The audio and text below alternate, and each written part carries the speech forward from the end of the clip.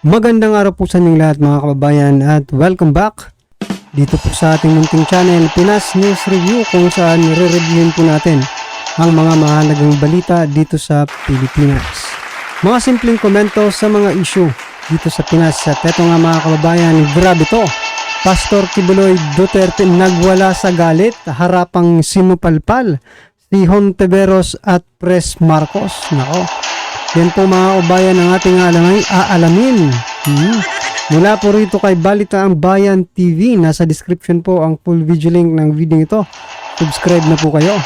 At kung bago ka pa lang at di pa po nakapag-subscribe sa ating munting channel, please don't forget to subscribe. At i-click na rin po ang bell notification para updated ka po sa lahat ng ina-uploads natin yung reaction video. At eto na nga mga kababayan, sama-sama sabay-sabay po natin pakinggan, panoorin at bigyan ng komento ang video ito. Eto na po. Dating Pangulong Rodrigo Duterte ang paggamit ng maraming mga armadong pulis para magsilbi ng warrant of arrest laban kay religious group leader Apollo Kibuloy. Ayon kay Duterte, hindi umano ito katanggap-tanggap lalo't sa Kingdom of Jesus Christ group compound at sa school premises ito nangyari. Kita mo? Baliktad na naman. Kasi may mga tanso eh. Alam mo naman yung mga vlogger sa gigilid dyan.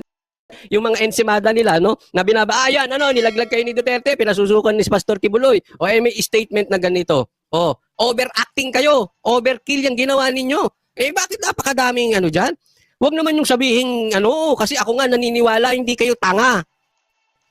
Hindi ba overkill yan, napakadaming? Ano ba yung uhulihin ninyo? Bata-batalyon ba yan? Di nabuelta. Bumalik sa kanila yung sinabi ni PRRD. Ang problema dyan sa mga ensimada na yan, ang kukunin lang nila yung gusto nilang kuhanin. Halimbawa, kay Atty. Roque, ayaw nilang paniwalaan lahat ng sinabi ni Atty. Roque. Tingnan mo itong mga ensimada at mga bobong mga politiko. Ang kukuhanin lang nila, yung sinasabi, meron daw secret agreement ang si Tatay Digong at ang China. Sa dinami ng sinabi ni Atty. Roque, lahat hindi nila pinaniwalaan except itong secret agreement. Ganyan po ang mga gago. Pero hindi ako naniniwalang gago kayo. Matalino kayo. Baka naggagago-gaguhan lang kayo. Yun po yun. Kasi imposible naman na hindi ninyo alam na talagang dapat nakikipag-usap tayo kaya nga nakakapangisda. Yung mga mangingisda natin nung panahon ni PRRD. Ngayon, anong ginagawa ninyo? Dahil gusto nyong idikit ang China sa kay PRRD, nakikipag-away kayo dyan. Bakit? Kasi yung kalat ninyo, pasensya na po yung tain ninyo, tinatakpan ninyo ng paninira kay PRRD. Bakit? Gutom ang tao Kaya gustong-gusto nyong siraan. Yan lang, namimili sila ng kukuhanin sa isang tao. Ganyan din ang ginawa ngayon. O sinabi, pinapasuko na ni PRRD si Pastor Kibuloy. Teka muna. Overkill kayo. Di buwelta sa inyo ngayon. Ganda sinabi dito. Sabi nga ni Ben Tulfo, kung kulang ka sa utak, di mo magets birada ni Tatay Diggs. Alam mo, I honestly believe that. Kung bobo ka, hindi mo magigets yung mga diskarte ni Tatay Digong. Ito lang, tanong, epektibo ba? Kasi sasabi, diskarte, di totoo yan, hindi totoo. Tanong, epektibo? Tingnan nyo yung diskarte niya. From nowhere, ang baba sa survey. Before the election, biglang akyat. Panalo, naging presidente. Tanong, epektibo. Yung laban bawi niya patungkol dito sa droga, etc., etc. Tanong, epektibo? Sinong presidente na makakapagmalaki na inaisugpo nila ang droga bukod kay Tatay Digong? Yun ang tanong, epektibo. Ramdam ng mga tao sa kalsada. Hindi yung magsasalita ka, mataas ang ekonomiya natin. Pero nasa kalsada, hirap bumili ng luya, sibuyas, bigas, lahat nagtataasan. Yun ang tanungan dito. Ang tanong, epektibo ba? Kaya si Tatay Digong mahal. Bakit? Epektibo. Hindi talaga magigets yan kung bobo. Hindi magigets nila si Tatay Digong. Unless, pakinggan yung mabuti, nagbobo-bobobohan. Kasi ang problema ngayon sa vlogging industry, sa broadcasting industry, sa social media, hindi na po kung ano ang tama. At alam kong makaka-relate kayo dito. Ang usapin ngayon, sino ba yung kinakampihan mo? Yan na po ang naglalabasan ngayon at maglalabasan po ang mga ebidensya. Hindi na po prinsipyo labanan ngayon. Kaya yan po ang nakakalungkot. Hindi na po yung tama ang pinaglalaban. Ang tanong, galit ka ba dun sa politiko kahit tama babanatan? Yun ang usapin ngayon. Asaan ang views? Pag binanatan mo ang Duterte, mataas ang views. Banatan mo, kahit tama. Kaya marami dyan, ako hindi naniniwalang bobo. Nagbobobobobohan para dahil mukhang pera. Real talk po, naku, wag na tayong maglokohan. Ating Pangulo, gusto nitong malaman kung overkill ba ang magiging trademark ng Marcos sa administrasyon. Ayan mga kabayan, totoo po yung sinasabi ni Coach Oli, no, mga karibin natin. Kasi noong mga nakaraan, si PRRD pa po ang presidente. Tayo po, malamang nakasubscribe po tayo, no, sa mga kumakampi or mga vloggers na kumakampi dito or pinupuri, no, si PRRD nung kapanahon ng yun. Pero ngayon mga kababayan, kahit nga yung mga vloggers ni PBBM, no, nung nakaraang kampanya, wala na. Umano na bumaliktad na sa kanila. Tapos may mga vloggers din na content kay Tatay Digong, no, na pinupuri si Tatay Digong, na ngayon po, no, ay talagang kung birahin nila si Tatay Digong ngayon, no, kung birahin nila si XPRRD, parang hindi nila pinuri nung nakaraang panahon, di ba? Halos nga po araw-araw yung pinupuri si PRRD noon. O ibig sabihin mga kabayan, wala talaga kayong paninindigan, no? Bakit nyo pinuri at binabanatan nyo ngayon? O, di ba?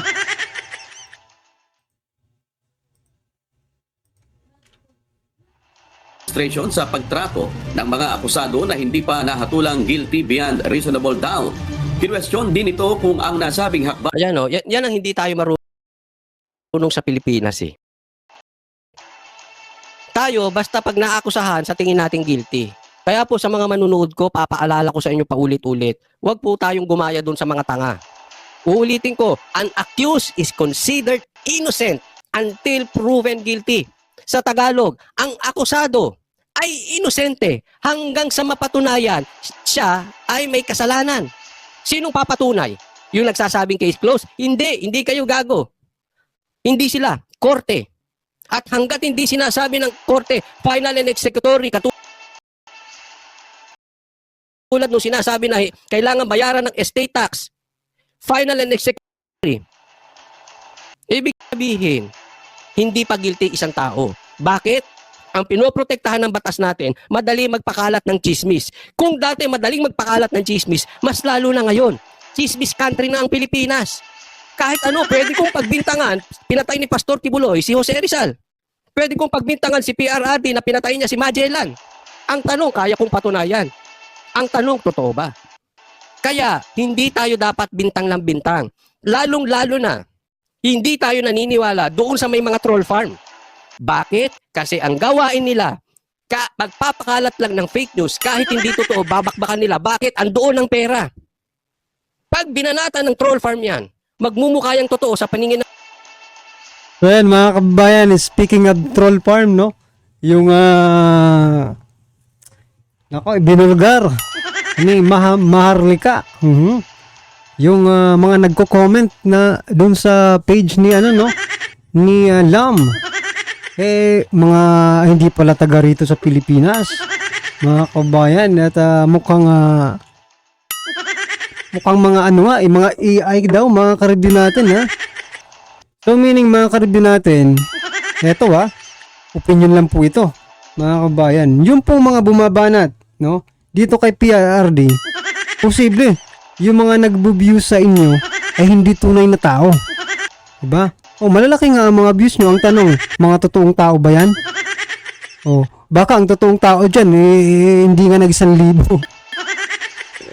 Yun yung sinasabi ko mga kabayan. Diba? Na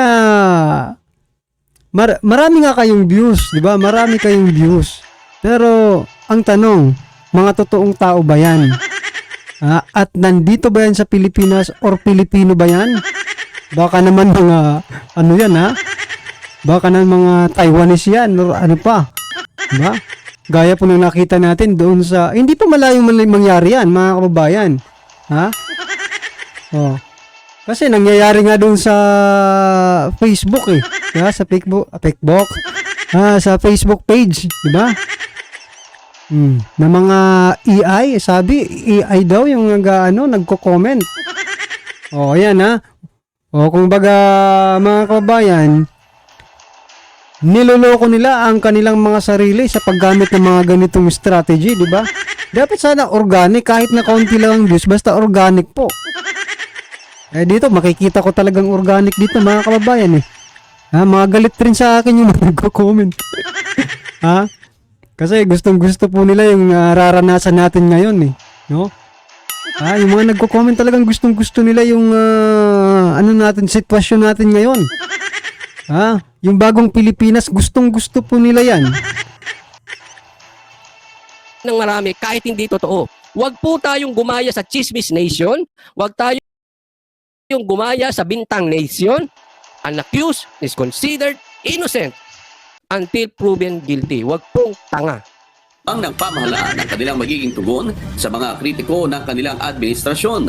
Hindi anya maisip ng dating Pangulo kung paano matitiyak ng kasalukuyang nanunungkulan ang constitutional rights ng mga Pilipino. Wala nang constitutional rights. Alam mo, lagi natin pinaglalaban, paulit-ulit. Kaya yung iba hindi ko maintindihan. Bakit hindi nila maintindihan? Ang pinaglalaban dito, due process. Yan po ay nasa batas, hindi po pinauso ni PRRD, hindi ko po yan inimbento, hindi po yan fake news, matagal na yan, nasa batas na yan, bago pa ako pinanganak. Nasa Bill of Rights na yan, alin, ang due process. Ang problema sa atin, pagka gusto kang tanggalin, tatanggalin ka. Pag gusto kang suspindihin, sususpindihin ka. Hindi pinadadaan sa due process. Sabi sa may nag-comment mga kababayan, sabi niya, bakit nung panahon ni PRRD, di ba? Pinaggugurgur yung mga adictus. Nasaan daw ang due process? Mga kababayan, siguro kung hindi naman tanga yung mga pulis, no? Yung mga kapulisan natin, hindi naman siguro sila tanga. Sagutin nyo nga po itong mga nagko-comment mga kababayan. Lalo na po yung mga pulis natin, no? Diyan sa hanin ng PNP. Tinatanong po kayo kung mayroon daw pong due process. Di ba? Una nga, di ba, binahay-bahay nyo pa nga yun eh. Naalala ko yun mga kababayan.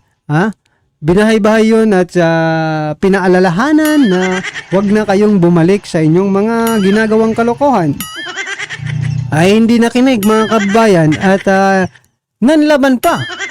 Anong gagawin ng mga kapulisan natin? Kung hindi sila nanlaban mga kababayan, dyan natin makikita. Nawala talaga walang padrino-padrino dyan.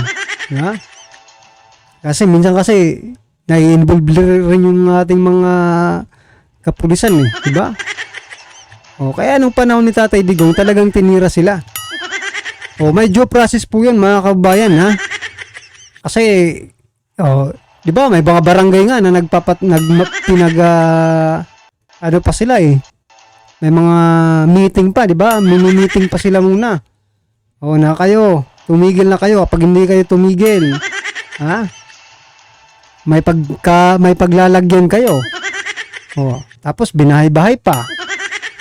Anong gusto nyo gawin? Hayaan na lang sila. At saka hindi naman ganito karami mga kababayan, no? Sa panahon po ng war on drugs mga kababayan, hindi po ganito karami yung biruin mo, 2 batalyon, 1 tao lang, 5, 6 na tao lang para yung huhulihin nyo. Diba? Kaya masasabi talaga ni Tatay Digong na excessive forces, no?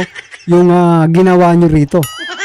At yan nga po mga kababayan, dahil nga po dyan sa ginawa nila, magsasagawa ng legal action at karapatang pagpa-file, no? Magpa-file po ng kakasuhan yata eh. Kakasuhan yata ni PRRD yung mga nag-raids, no? O, yan po yung balita ngayon, pero nag-ano po tayo, hintay-hintay po tayo kung talagang totohanan ba yan or tutuluyan ba yan ni PRRD, di ba? Well, ano yung mga kababayan, ano naman po ang inyong komento dito sa video ito? I-comment lang po sa baba para at least alam po ng ating mga kababayan ng inyong pong opinion patungkol po dito, right? Kung bago ka pa lang at di pa po napag-subscribe sa ating munting channel, please don't forget to subscribe at i-click na rin po ang bell notification para updated ka po sa lahat ng ina-uploads nating reaction video. Yan mga kababayan, maraming salamat po.